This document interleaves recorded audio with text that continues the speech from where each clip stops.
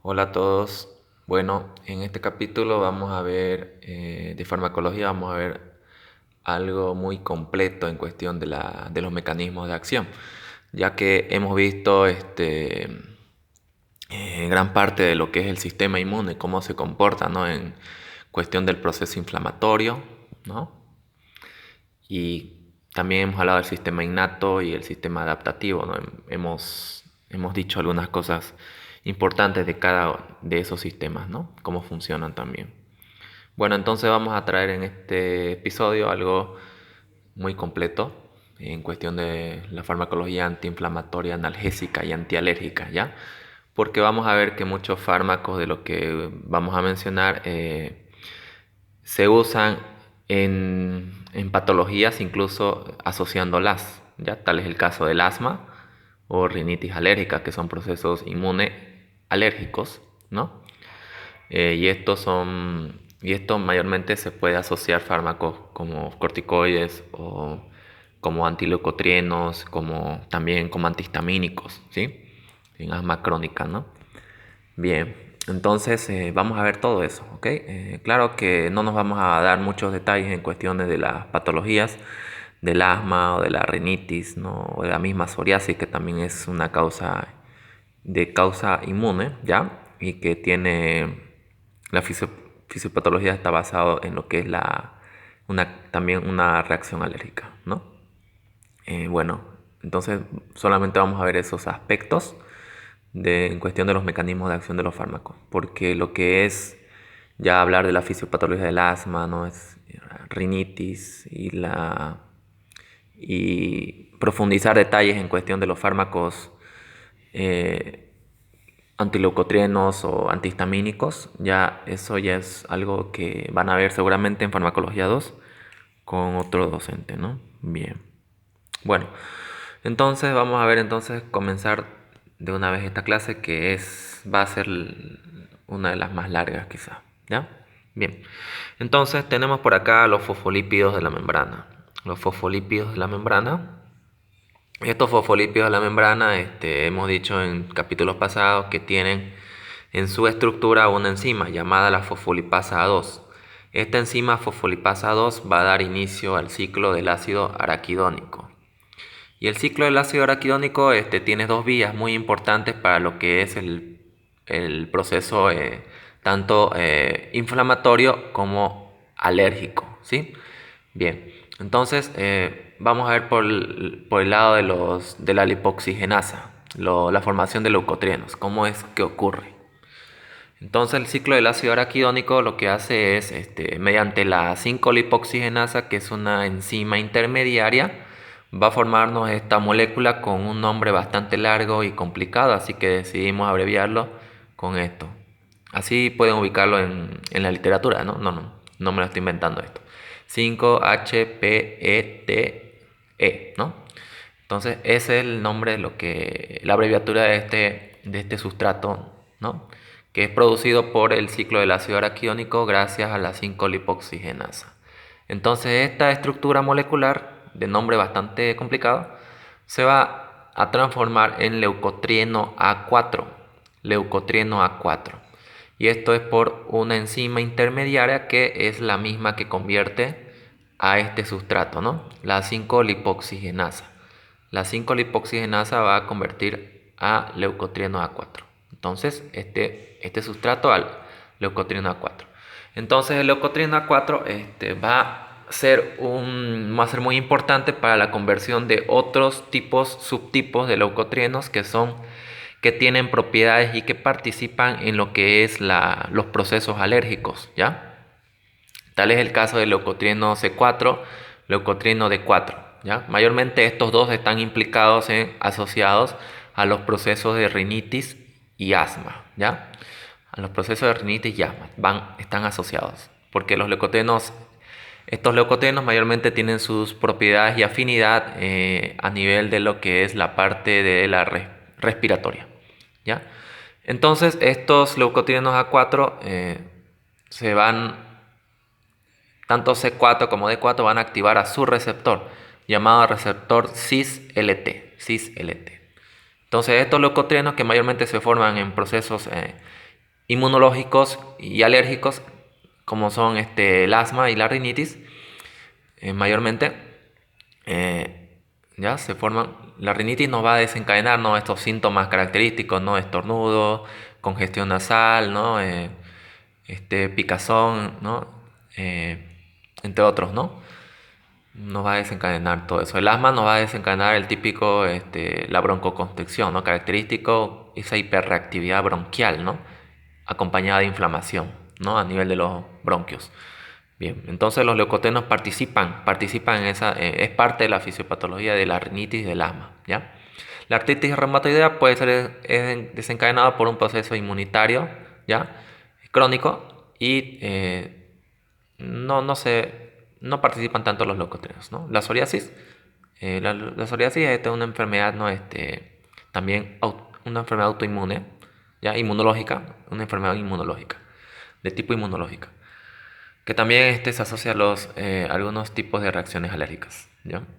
Bien, entonces estos leucotrienos C4 y D4 lo que hacen es activar a su receptor cis-LT.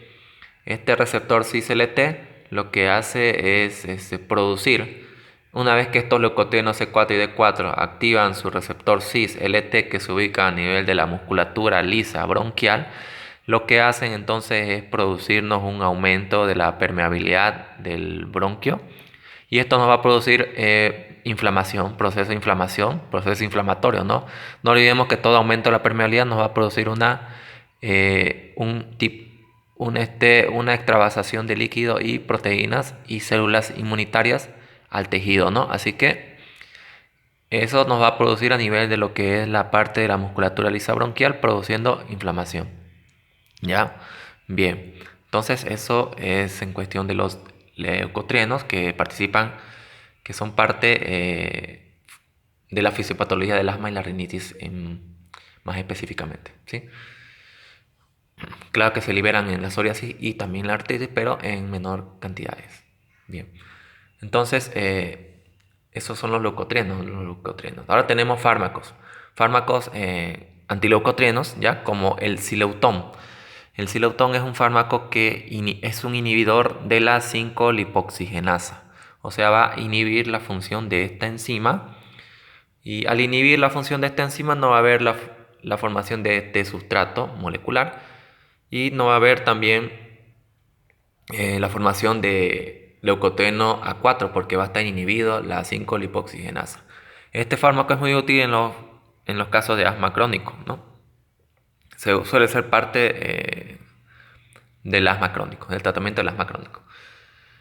En cuestión, aquí también tenemos otros fármacos, como son los antagonistas de los receptores de los leucotrienos. Entonces, estos son los Montelukast y Zafirlukast. Estos fármacos, Montelukast y Zafirlukast, lo que hacen es producir un efecto de bloquear estos receptores cis-LT de leucotrienos, que se ubican a nivel de la musculatura lisa bronquial. Entonces, al impedir la unión de estos leucotrienos C4 y D4, va a impedirnos el proceso inflamatorio a nivel de los bronquios, ¿no? Entonces es por eso que estos fármacos son muy útiles en rinitis alérgica y también en lo que es el asma, porque los leucotrienos C4 y D4 participan en las reacciones alérgicas de la rinitis y el asma. Bien, entonces eso es en cuestión de los leucotrienos. No vamos a dar muchos detalles porque eso es farmacología respiratoria, y ahorita no nos corresponde hablar tanto de farmacología respiratoria, sino en farmacología 1 es más, nos metemos mucho más en lo que es el proceso inflamatorio, los antiinflamatorios. Más específicamente los AINES, ¿ya? Porque los corticoides también es parte de otro tema, ¿ya? Que van a llevar seguramente en farmacología 2. Pero aquí vamos a llevar al menos conociendo el mecanismo de acción, ¿ya? Y algunos usos que los damos a estos fármacos corticoides. Bien. Entonces tenemos por este lado el ciclo del ácido araquidónico. El ciclo del ácido araquidónico va a darnos a las ciclooxigenasas. Estas ciclooxigenasas son isoenzimas. Estas se dividen en COX-1 y COX-2. Entonces, la COX-1 y COX-2. ¿Ya? Bien. Entonces, la COX-1 y COX-2. Entonces, COX-1 es fisiológico, ya se produce normalmente en nuestro organismo, es fisiológico. La COX-2 puede ser fisiológico y puede ser inducido por procesos fisiopatológicos, ¿ya? Es más inducido por procesos fisiopatológicos la COX-2, ¿ya? Bien. Entonces COX-1 y COX-2 el ciclo de ácido araquidónico mediante la ciclooxigenasa forman que son isoenzimas COX-1 y COX-2. Estas isoenzimas entonces van a formarnos las prostaglandinas G2. Prostaglandina G2, que es una prostaglandina inactiva, ¿ya?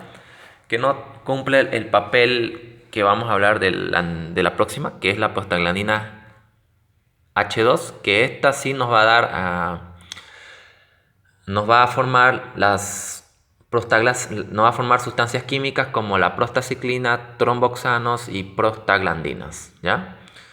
Entonces esta prostaglandina H2 nos va a formar la prostaciclina, que va a tener función de vasodilatación a nivel del endotelio. O sea, el endotelio produce prostaciclina y esto nos da vasodilatación. Tromboxanos. Los tromboxanos se producen a nivel de las plaquetas, ¿ya? A nivel de las plaquetas, y esto nos va a dar agregación plaquetaria. La agregación plaquetaria, que esto nos va a dar el tapón plaquetario muy útil en las heridas abiertas, ¿no? En cualquier herida que nos hagamos se produce liberación de tromboxanos, se produce la agregación plaquetaria, esto va a formar el tapón plaquetario y va a cohibir la hemorragia, ¿no? Va a tratar de cohibir la hemorragia en las heridas abiertas, ¿no?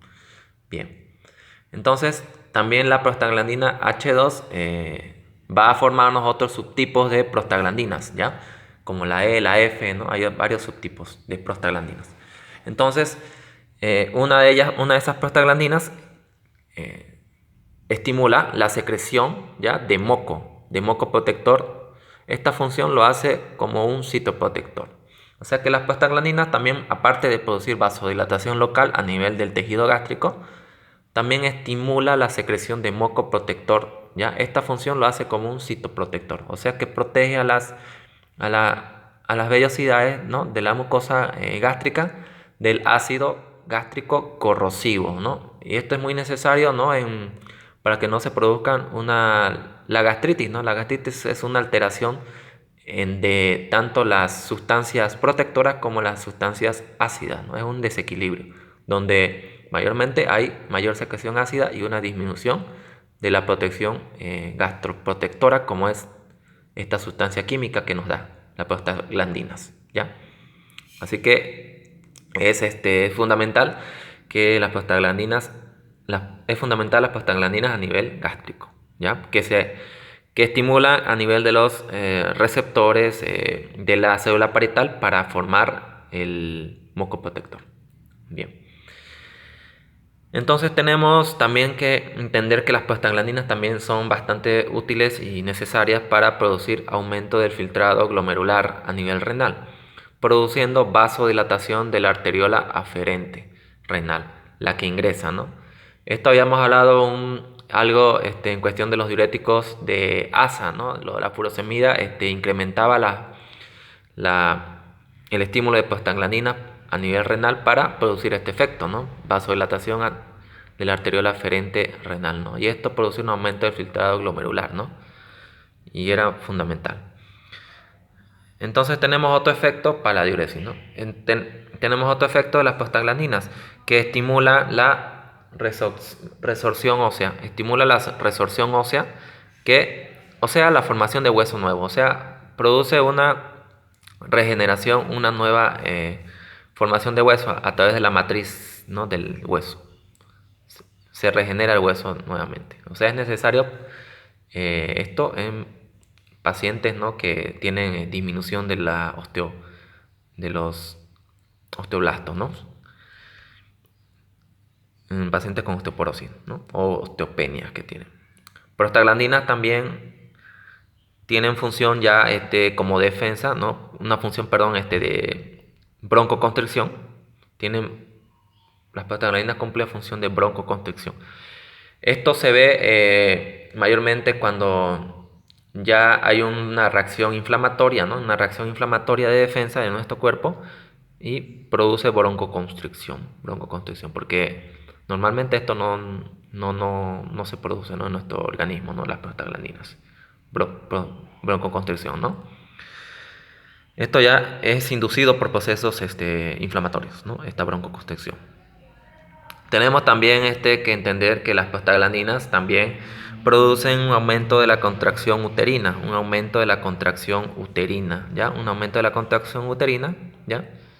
Y eso es lo que produce. Bueno, entonces tenemos también que entender que las prostaglandinas lo que hacen es, a nivel de lo que es los vasos sanguíneos, producen vasodilatación. Vasodilatación a nivel de los capilares sanguíneos, cercanos al proceso de inflamación, ¿no? Al proceso de daño tisular. Hemos explicado en la anterior clase, varias clases, que las prostaglandinas lo que producían era una vasodilatación en el nivel del tejido lesionado para aumentar la permeabilidad capilar. Y esto también ayuda mucho al proceso de diapédesis, ¿no? Reclutamiento de neutrófilos o células de defensa del sistema innato. Entonces, también las prostaglandinas también participan en lo que es en las terminaciones nerviosas libres, ¿ya? Las prostaglandinas participan en las terminaciones nerviosas libres. Algo que hay que aclarar es que también las prostaglandinas fisiológicamente se producen en nuestro organismo produciendo vasodilatación a nivel del el endotelio, ¿ya? Esto justamente para mantener un equilibrio entre las sustancias vasoconstrictoras y vasodilatadoras, ¿no? Para que no se induzca un proceso de hipertensión arterial, ¿no? Entonces las prostaglandinas forman parte de ese balance fisiológico entre sustancias vasoconstrictoras y vasodilatadoras, ¿no? Es muy útil para mantener ese equilibrio, ¿no? No solamente se secreta en los procesos de inflamación, ¿no? Que es lo que nos produce la vasodilatación en el tejido afectado, ¿no? En el tejido celular afectado. Entonces las prostaglandinas producen a nivel de las terminaciones nerviosas libres un estímulo de los nociceptores. ¿Qué son los nociceptores? Son las terminaciones nerviosas libres, y estas terminaciones nerviosas libres son encargados de llevar los procesos de dolor hacia nuestro cerebro por la vía espinotalámico-cortical, ¿no? Eso es lo que... Y la prostaglandina tiene receptores a nivel de estas terminaciones nerviosas libres, lo que cuando la prostaglandina estimula su receptor, lo que hace es aumentar los potenciales de acción. Aumentar los potenciales de acción, ¿ya? Y esto hace que se lleve la información a la médula espinal y de la médula espinal al cerebro, para que nuestro cerebro pueda percibir la región del dolor donde se encuentra, ¿no? Así que esta estimulación nociceptiva, entonces la prostaglandina produce un estímulo de nociceptiva, ¿no? Una estimulación nociceptiva. Esto produce dolor.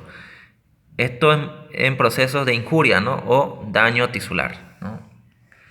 Entonces las prostaglandinas se producen como de forma fisiológica, y otras se forman por reacciones inflamatorias, ¿no? Como la broncoconstricción, como la vasodilatación a nivel del tejido local afectado, como también aquí a nivel de las terminaciones nerviosas libres, ¿no? Bien, entonces participan en eso, ¿no? Participan en advertir a nuestro organismo, a nuestro cerebro, que en un lugar determinado de nuestro cuerpo hay dolor, ¿no? Bien. Entonces, las prostaglandinas también a nivel del cerebro estimulan el área del hipotálamo. Estimulan un área del hipotálamo llamado el área preóptica. El área preóptica es el centro termorregulador. Lo que hacen las prostaglandinas, especialmente la prostaglandina E, lo que produce es un aumento son pirógenos endógenos, ¿no? Son pirógenos endógenos que aumentan, que estimulan esta área preóptica y producen un aumento de la temperatura corporal, dándonos la fiebre, ¿no? Entonces es por eso que nos vamos dando cuenta de la utilidad de los fármacos, los AINES, ¿no? Los AINES, y también del paracetamol, que no es un AINES, pero tiene propiedades a nivel del sistema nervioso central que vamos a ver luego, ¿ya? Entonces por eso que algunos AINES, como el ibuprofeno, ¿ya? Disminuyen también lo que es el estímulo a este nivel del área preóptica, ¿no? Y disminuyendo la temperatura, ¿no? dándonos un efecto de antipirético. Bien, entonces eso hemos visto en cuestión de las prostaglandinas. Ahora vamos a ver los fármacos que actúan a este nivel. Entonces tenemos que saber que hay los fármacos AINES se dividen en selectivos y no selectivos. Ya los AINES no selectivos son los que actúan inhibiendo a la ciclooxigenasa 1 y la ciclooxigenasa 2. Entonces estos AINES lo que hacen son producir una inhibición de COX-1 y COX-2. Por tanto, no vamos a tener, no va a haber, va a haber disminución de las prostaglandinas, ¿no? Más que todo de las prostaglandinas, ¿ya? De las prostaglandinas. Prostaciclina también, tromboxanos también, pero el efecto mayor de los fármacos AINES en cuestión del tromboxano nos dan la aspirina. La aspirina tiene mayor efecto, tiene mayor acción como antiagregante plaquetario, ¿ya? Bien, entonces los AINES nos van a disminuir las prostaglandinas. Entonces, al disminuirnos las prostaglandinas, nos va a dar aquí, en el estómago, nos va a dar un efecto adverso característico, ¿no? Las gastritis inducidas por fármacos, por AINES, ¿no? Producidos por AINES, ¿no? Nos puede producir una úlcera gastroduodenal. Así que hay que tener mucho cuidado en esos pacientes que una de las primeras causas de úlcera gastroduodenal en nuestro medio y en muchos lugares del mundo es el uso inadecuado, ¿no? de AINES, ¿no? Porque el AINES lo que va a hacer es disminuir la cantidad de prostaglandina a nivel del estómago y esto va a disminuir la secreción de moco protector.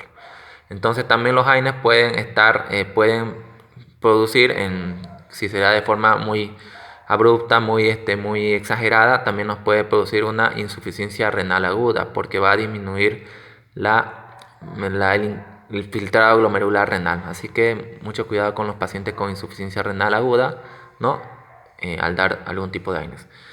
Entonces también los AINES a largo plazo, esto sí, a largo plazo, también va a disminuir lo que es la formación de hueso nuevo, a nivel del tejido óseo, ¿ya?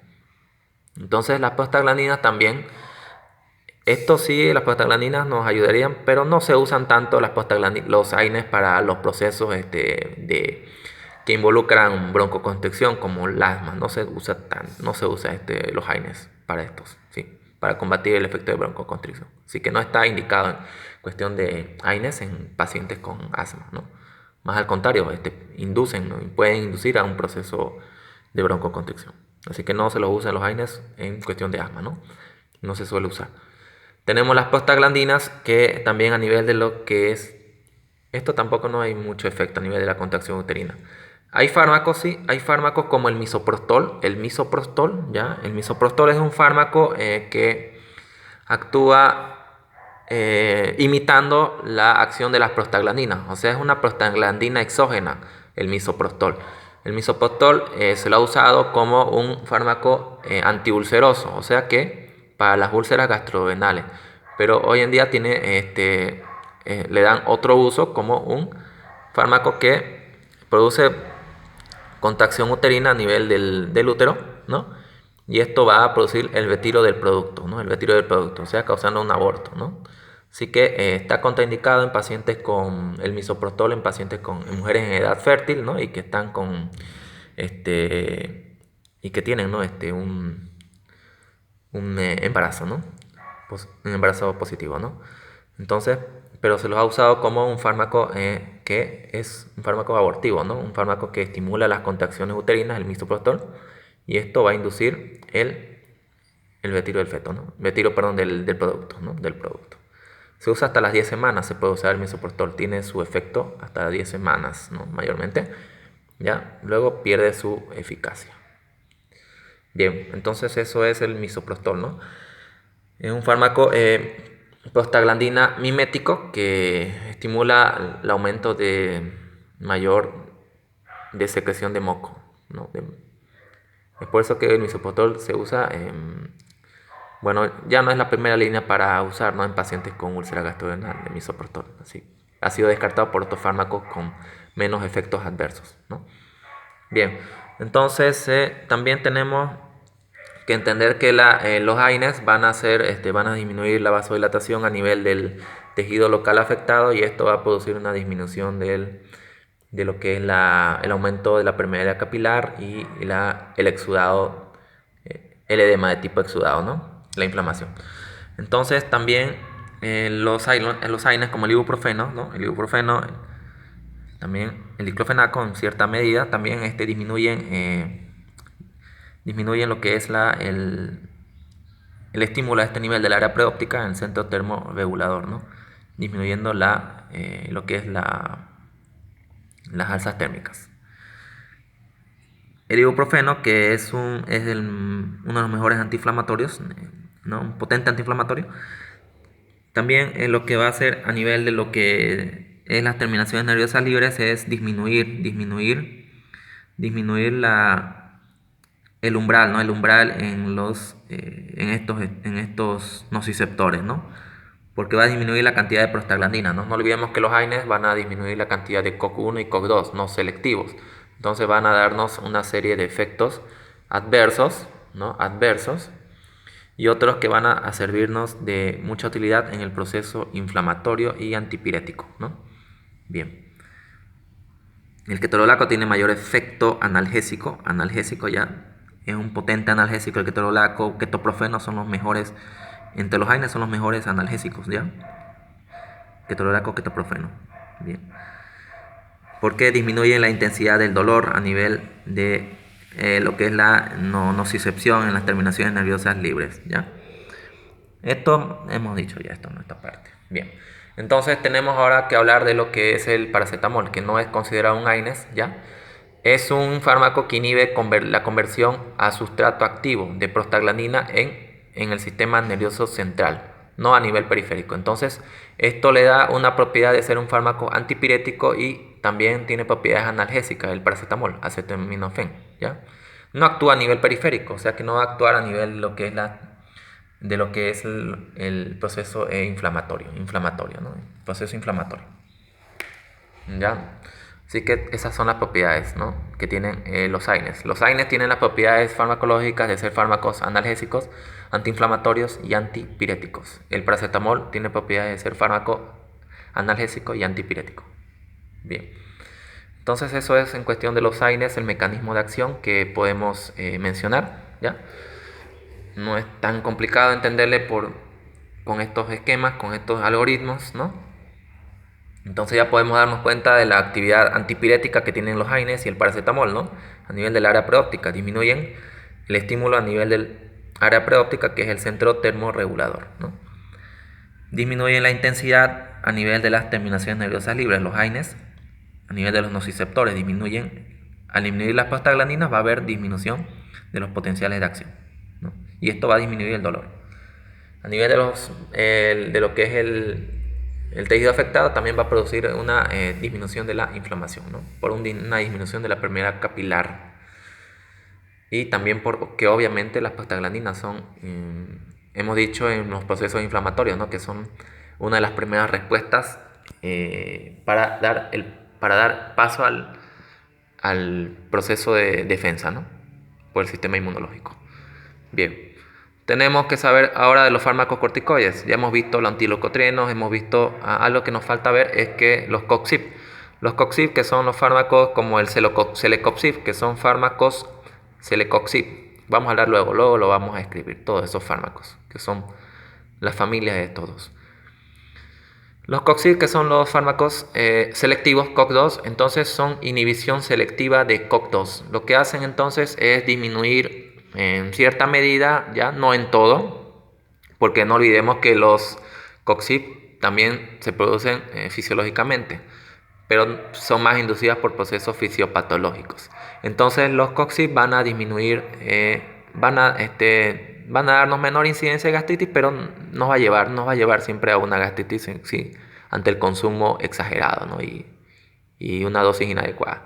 También nos va a producir a nivel renal, nos puede producir una insuficiencia renal, ¿no? Y algunos efectos también que tenemos. Los COXIP, Celecoxib no se los usa en cuestiones de antipirético, ya no tienen muy pobre acción a nivel para disminuir la alza térmica, la temperatura, ¿ya? Pero sí se usa su mayor uso es a nivel para la analgesia para el dolor, antiinflamación. Dolor y antiinflamación, ¿ya? Analgésico y antiinflamatorio. Bien, entonces tenemos ahora los corticoides. Los corticoides tenemos que entender que son fármacos que, ¿dónde actúan?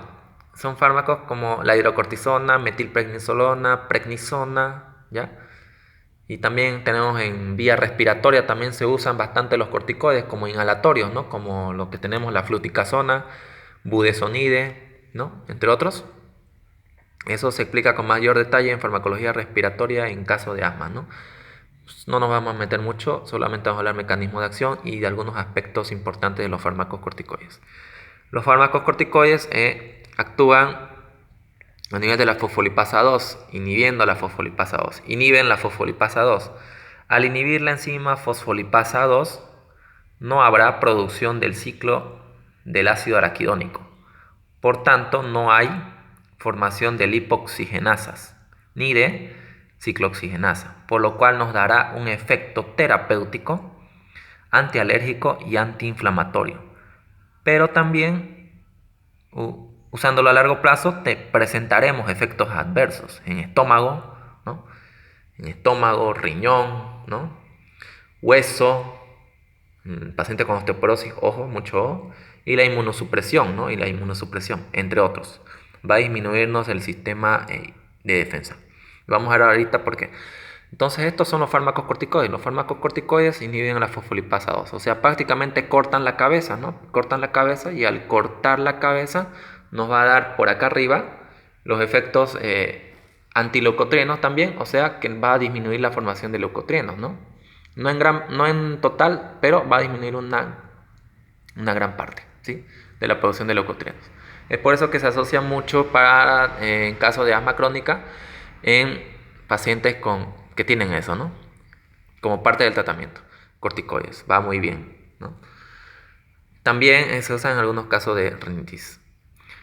Más que todas las rinitis que son más complicadas, ¿no? Entonces tenemos también los corticoides que tienen otro mecanismo de acción. Los corticoides, aquí síganme con esta línea, aquí. Los corticoides producen a nivel de nuestras células de defensa, como los macrófagos, neutrófilos y mastocitos y basófilos, nos produce este efecto de impermeabilidad celular. Impermeabilidad celular. O sea, ¿qué quiere decir esto? Que la célula, ¿qué quiere decir impermeabilidad celular? Que la célula no liberará sus productos como citoquinas y quimiosinas, ¿no? Los factores de opsonizaciones, ¿no? Entonces no va a liberar estos productos, no va a liberar los productos de citoquinas, que hemos hablado bastante de citoquinas en el proceso inflamatorio, incluso también en el anterior tema, ¿no? De que antes de este, ¿no? Bien. También por tanto, también hemos dicho en un capítulo pasado que los mastocitos y basófilos liberaban histamina, ¿no? Liberaban histamina. Y se asocia mucho a los procesos alérgicos. Entonces, los pacientes que tienen algún tipo de prurito, que son picazón, ¿no? Que tienen picazón a nivel de la piel, en algún lugar, eso es producido o desencadenado por una reacción alérgica. Y esto es ocasionado por la liberación de histamina por parte de los basófilos y mastocitos, ¿sí? Entonces, algo que podamos conocer de la histamina tiene propiedades de vasodilatación, de prurito y broncoconstricción, ¿ya? Eso es lo que nos produce la histamina, ¿ya? Nos produce esos... A nivel gástrico nos produce también otro efecto, que aumento del ácido clorhídrico, pero eso se habla en farmacología del aparato gastrointestinal, que igual es fármaco 2. Entonces la histamina, eso, y nos metemos mucho en lo que es el proceso inflamatorio, ¿no? Para no perdernos mucho. La histamina entonces produce estos efectos, la vasodilatación, característico en lo que es cuando un paciente sufre de un shock anafiláctico, tiene hipotensión, y entonces es producido por una liberación exagerada de histamina, ¿no? Baja la presión arterial a causa de la vasodilatación. Por eso es que hay que darle también líquidos y obviamente adrenalina en primera instancia en pacientes con shock anafiláctico, ¿no? Y también luego, posteriormente del shock anafiláctico, hemos hablado en una clase pasada que también se usan los fármacos corticoides y antihistamínicos, ¿no? Esto justamente para disminuir la intensidad del shock anafiláctico, pero ya en etapas posteriores, no como tratamiento inicial, ¿no? Tratamiento inicial es, lo primero, oxígeno, ¿no? Asegurar vía aérea, ¿no? Asegurar la vía aérea. Si hay que intubar por el edema glotis, a causa del edema glotis hay que hacerlo, ¿no? Para que no se produzca el cierre de la glotis y el paciente entre en una parada cardiorrespiratoria. Entonces hay que intubar cuando la situación realmente lo amerita. Y lo que es, ¿no? La adrenalina, ¿no? La adrenalina muy importante. Bien, y líquidos, ¿no? Bien, entonces hay fármacos como la difenhidramina, clorfeniramina, la prometacina. Estos son fármacos antihistamínicos H1. H1, ¿no? Van a ver en fármaco 2 que hay fármacos antihistamínicos H2, ¿no? H2, que son ya la ranitidina, ¿no? La ranitidina, que han escuchado, estoy seguro, ¿no? Estos son antihistamínicos H1, que son fármacos antialérgicos, ¿ya? Y estos son muy usados para los pacientes que tienen esos síntomas de prurito, ¿no? De picazón, ¿no? Los eczemas, ¿no? Los eczemas, ¿no? Que son de las dermatitis, ¿no? Los eczemas son las dermatitis. Ya, las urticarias. Las urticarias son aquellas, aquellas alteraciones que se producen en la piel, ¿no? Son esos síntomas, ¿no? Que nos dan esas placas elevadas que son conocidas como ronchas, urticarias, ¿no? A causa de un problema del sistema inmunológico que puede ser producido por una sustancia alérgena. Una sustancia alérgena, ¿no? Bien. Entonces, estos fármacos, difenhidramina, clorfeniramina y prometacina, son de primera generación. Hay otros, ¿por qué son de primera generación? Porque estos pueden producir sueño, ¿ya? Sedación, ¿ya? Porque estos traspasan la barrera, ¿no? A nivel del cerebro, hematoencefálica, ¿ya? Y pueden producir a nivel del cerebro una disminución de histamina. Y la histamina en el cerebro lo que ocasiona es mantenernos despiertos, ¿sí? Y al bloquear, porque estos son fármacos antagonistas, ¿ya? De los receptores de histamina a nivel cerebral, va a disminuir la actividad de la histamina en el cerebro, produciendo sedación, ¿no? Porque la histamina nos da nos mantiene despierto, ¿no? Bien, en cuestiones de la histamina, entonces la histamina es una amina biógena que participa en los procesos inmunomoduladores, ¿no? Participa como un neurotransmisor que ya hemos mencionado su efecto, ¿no? Y participa en los procesos alérgicos, distintos procesos alérgicos. Nos da la broncoconstricción, también broncoconstricción. Se dice que la histamina en pacientes con asma es 1000 veces más sensible a los receptores, ¿no? Cuando el paciente tiene asma, la histamina es 1000 veces más sensible, ¿ya? O sea que es por eso que ocasiona los efectos de broncoconstricción, ¿ya? Que una persona normal. Bien, entonces, un fármaco que no atraviesa la barrera hematoencefálica de los antihistamínicos es la levocetiricina, y es un fármaco que no produce sedación. Levocetiricina, que es un fármaco antihistamínico de tercera generación, ¿ya? Entonces, es por eso que también los antihistamínicos se dan en pacientes con asma, ¿no? Pacientes con asma, ¿no? Con asma. También en asma crónica son parte del tratamiento. El ketotifeno, ¿no? Un fármaco bastante usado. Entonces, si hacemos muchas asociaciones, los fármacos corticoides se pueden asociar a lo que son a muchos procesos inflamatorios y alérgicos, ¿no? Los corticoides, y conjuntamente con los fármacos antihistamínicos se pueden usar en muchas situaciones, ¿no? Y también con los fármacos antileucotrienos como el montelukast, safirlukast, ¿no? Bien, entonces eso es en cuestión de lo que es la farmacología antiinflamatoria. Y algo hay que conocer es que los corticoides no tienen propiedades analgésicas, mucho ojo, ¿ya? No tienen propiedades analgésicas, no disminuyen el dolor con un corticoide porque no lo va a hacer, ¿ya? Por más que intervenga en el ciclo del ácido araquidónico, no tiene esa propiedad, ¿ya? No tiene esa propiedad. Bien, entonces hemos visto este capítulo lo más completo posible en cuestiones de lo que es la antiinflamación, analgesia y antialérgico, ¿ya? Cualquier pregunta, por favor, al grupo y les dije que este tema era el más largo. Bueno, hasta luego.